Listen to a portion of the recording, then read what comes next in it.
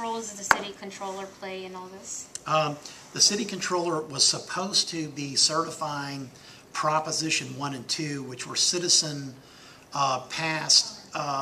One was citizen proposed, and the other was passed by the citizens in 2004. They were supposed to be certifying whether or not we were staying within those limits. You'll be happy to know that Controller Green, out of the blue, suspended even looking at that in April and wrote a memo to the City Council that said, we're no longer going to be looking at this because we've won court cases. He did not realize that Bruce Hotze had a court case on one, and Bruce Hotze and I have a court case on the other that's still pending before the Supreme Court.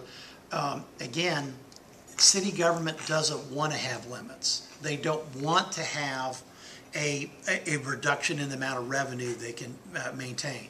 They don't want to have to live within a budget.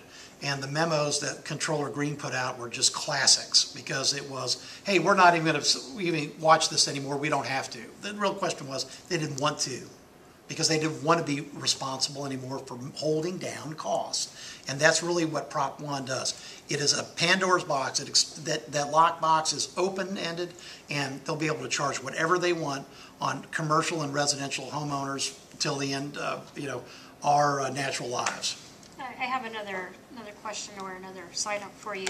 Mayor Parker was the controller under Bill White's administration.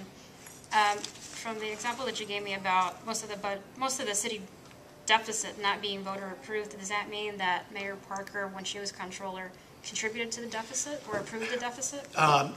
Certainly she did not use a bully pulpit of the controller's office like I did as the tax assessor to try to keep tax rates down and lower costs. In 2003, she was a supporter of Lee Brown's rain tax, which was an $84 million version of this. So you have to understand that in 2003, she supported this concept at $84 million. It's now $300 million plus. So now as mayor, she wants 4 times the money that Lee Brown wanted as mayor in 2003.